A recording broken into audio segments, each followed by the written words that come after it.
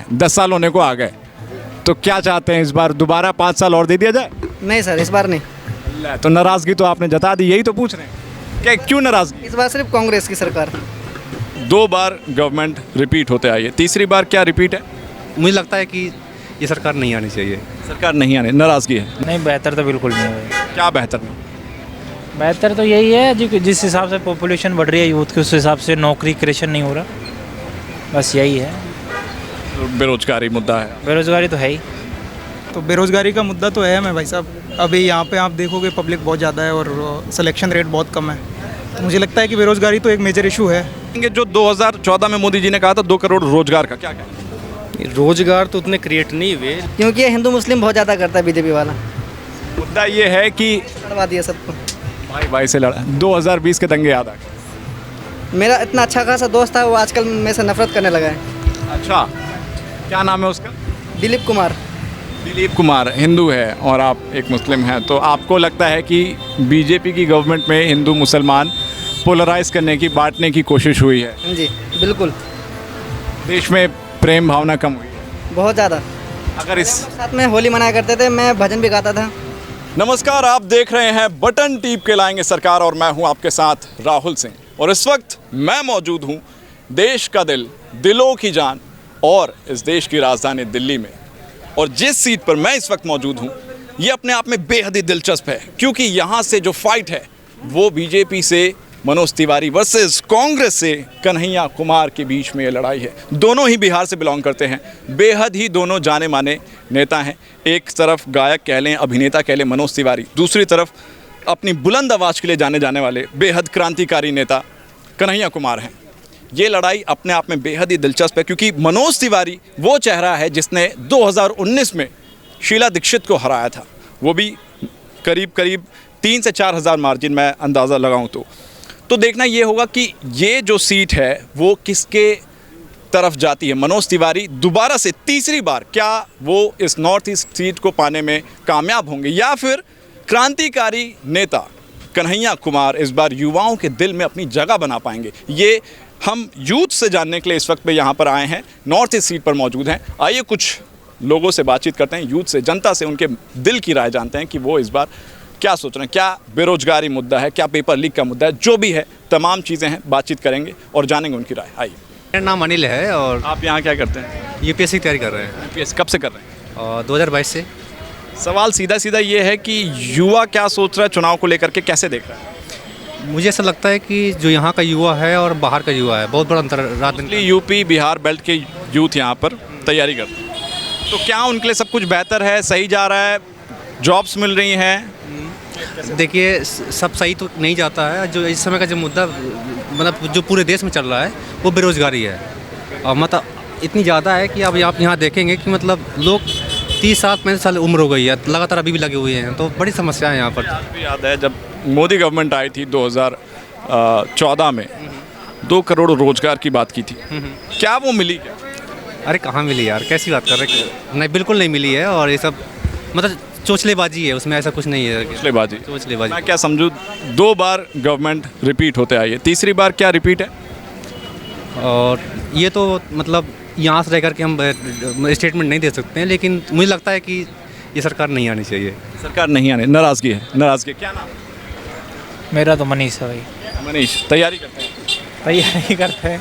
सवाल सीधा सीधा ये है कि यूथ हैं, युवा हैं, चुनाव को कैसे देख रहे हैं? क्या सब कुछ देश में बेहतर है, बढ़िया है?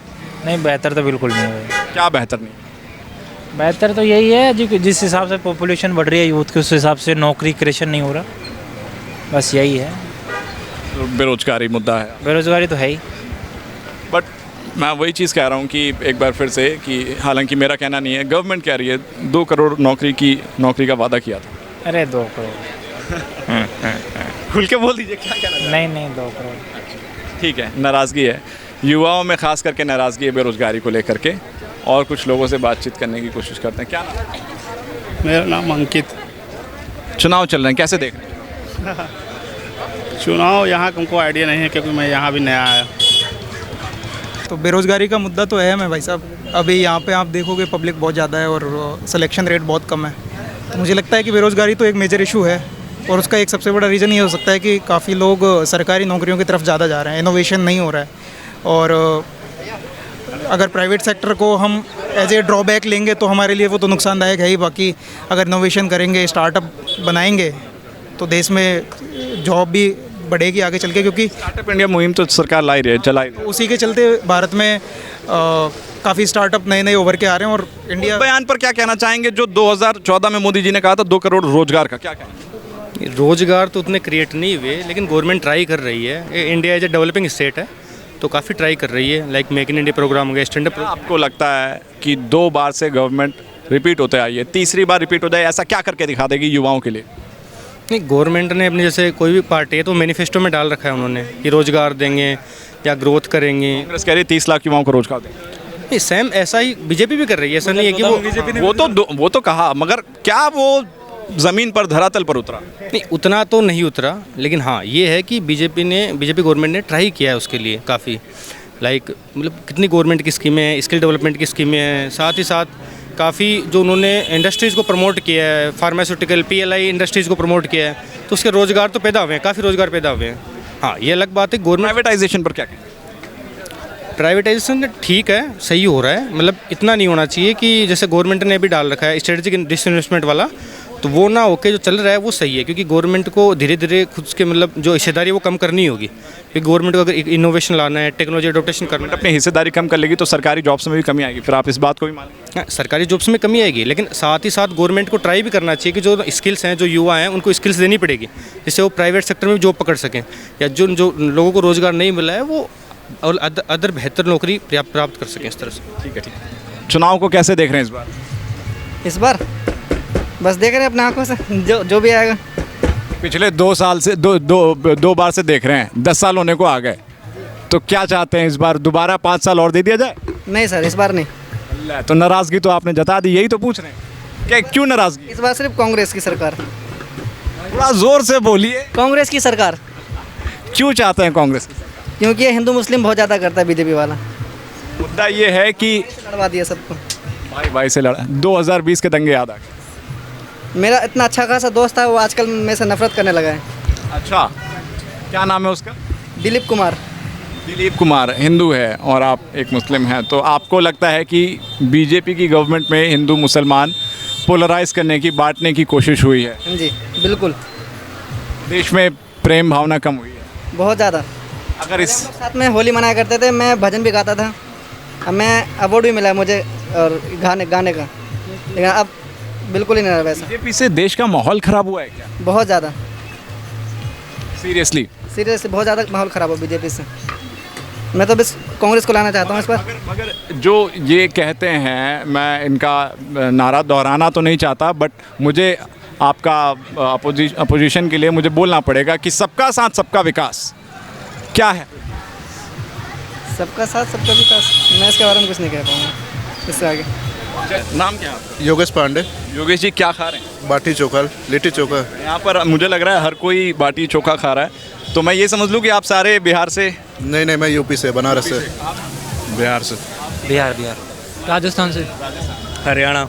मिक्स है, बिहार, राजस्थान, यूपी और हरियाणा, तो मिक्स मिली जुली राय यहाँ पर मिलने वाली है। लोकसभा का चुनाव है, बारी बारी से पूछेंगे कि क्या, कैसे देख रहे हैं चुनाव को, क्या सोच रहे हैं, कौन से मुद्दे हैं। चुनाव चल रहे हैं, यहाँ पर जो फाइट है वो मनोज तिवारी वर्सेस कन्हैया है ना, तो क्या सोच रहे हैं, क्या देख रहे हैं? अब की बार मोदी सरकार फिर से। एक बार में आपने कह दिया अब की बार मोदी सरकार, ठीक है, चलिए। क्या सोच रहे हैं? मोदी सरकार। खाते खाते मतलब एकदम धीरे से निकाल दे रहे हैं मुँह से, मोदी चाहिए। किसको देख? एकदम मोदी। किसे देख? वी वोट फॉर बीजेपी को ही देंगे, बट काफ़ी मुद्दे हैं जो उनको देखने जानना तो यही है ना, एज अ यूथ, एक युवा होने के नाते समस्याएं, परेशानियां बहुत सारी हैं, मुद्दे बड़े सारे हैं, तो अगर मुद्दों की बात की जाए तो फिर क्या सोच? मुद्दे ये हैं कि हम तो यहाँ के रहने वाले नहीं हैं, बट स्टिल जैसे पता चला था कि यहाँ किसी बिल्डिंग में आग वाग लगी थी, तो कोचिंग्स के ऊपर काफ़ी रेस्ट्रिक्शंस लगनी चाहिए। ऐसे कैसे बच्चों को अलाउ कर देते हैं, बीइंग मतलब एडमिनिस्ट्रेशन यहाँ का इतना लीनियंट कैसे हो सकता है? पेपर लीक का मुद्दा है क्या कहीं? नहीं, उत्तर प्रदेश में अभी यूपी पुलिस का पेपर लीक हुआ, रद्द हो गया, नहीं हो क्या सकता। कहेंगे? इस पर कोई टिप्पणी नहीं। सरकार में जो सब कुछ है चंगा है। Yes yes. चलिए ठीक है।